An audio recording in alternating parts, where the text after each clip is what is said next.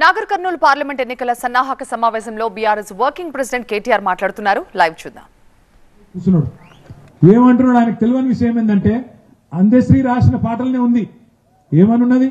10 జిల్లాల నీ పిల్లలు ప్రాణమిల్లిన శుభతరుణం అని ఉంది. గోలుకొండ నవాబుల గొప్ప వెలుగె చార్మినారు కాకతీయ కళా ప్రబల కాంతి రేఖ రామప్ప అనే మాట అదే పాటలో ఉంది. ఆ సన్యాసిగా తెలియదు. ఆయన మన ముఖ్యమంత్రి, మన కర్మానికి. రాష్ట్ర గీతంలో ఉన్నదానికేమో అదే కేబినెట్ ఆమోద ముద్ర పెడుతుంది. అదే కేబినెట్ లో రాష్ట్ర అధికార ముద్రలో మాత్రం గోల్కొండ ఉండొద్దు, చార్మినార్ ఉండొద్దు అని చెప్తారు.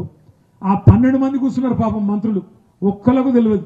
అధికార గీతంలో ఏముందో తెలియదు, రాజముద్రలో ఏముందో తెలియదు. ఒక గిసం డోళ్ళు ఇవాళ తెలంగాణ నడుపుతాం, ఉద్ధరిస్తాం అని చెప్పి ముంగడికి వచ్చి మాట్లాడుతూ ఉన్నారు.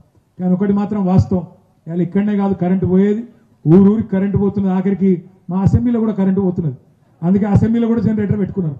రేవంత్ రెడ్డి రాగానే కరెంటు వాళ్ళకు డౌట్ వచ్చింది, ఈయనతోని కాదు, ఈయన కేసీఆర్ కాదు కాబట్టి ఈయన వల్ల కాదు అని చెప్పి అసెంబ్లీలో కూడా స్పీకర్ గారికి అనుమానం వచ్చి జనరేటర్లు అన్ని తెచ్చి అసెంబ్లీ సమావేశాలప్పుడు కరెంటు పోతే ఇజ్జత్ పోతుంది కాబట్టి జనరేటర్లు తెచ్చి అక్కడ పెట్టుకునే దుస్థితి వచ్చింది. ఇప్పుడు ఇంకొక మాట మీ అందరు జాగ్రత్తగా వినాలా, మనసుకు ఎక్కించుకోవాలా, గ్రామ గ్రామాన చర్చ పెట్టాలా. మీరు మన నల్గొండ జిల్లాలో గౌరవ పెద్దలు మన పార్టీ అధ్యక్షులు కేసీఆర్ గారి బహిరంగ సభకు మీరందరూ సర్ది కట్టుకొని వచ్చినారని చెప్పి మర్రాన్ని ఇప్పుడే చెప్తా ఉండే. మీ ఉద్యమ స్ఫూర్తికి హృదయపూర్వకంగా నా ధన్యవాదాలు నేను తెలియజేస్తా ఉన్నాను.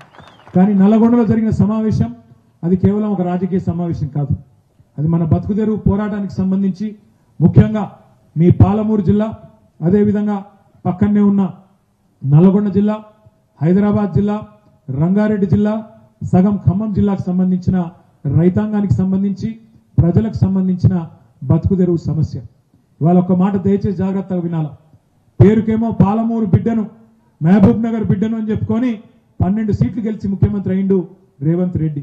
కానీ గెలిచిన నెల రోజుల లోపల కేసీఆర్ గారు 10 ఏళ్లలో ధైర్యంగా కేంద్ర ప్రభుత్వాన్ని ఎదిరించి నరేంద్ర మోడీ ప్రభుత్వం మెడ మీద కత్తి పెట్టినా కేసీఆర్ గారు ఒప్పుకోలేదు. కానీ ఈ నాయకుడు, ఈయన మాత్రం, ఈ ముఖ్యమంత్రి మాత్రం పోయిండు, ఆయనత సంతకం పెట్టి వచ్చిండు.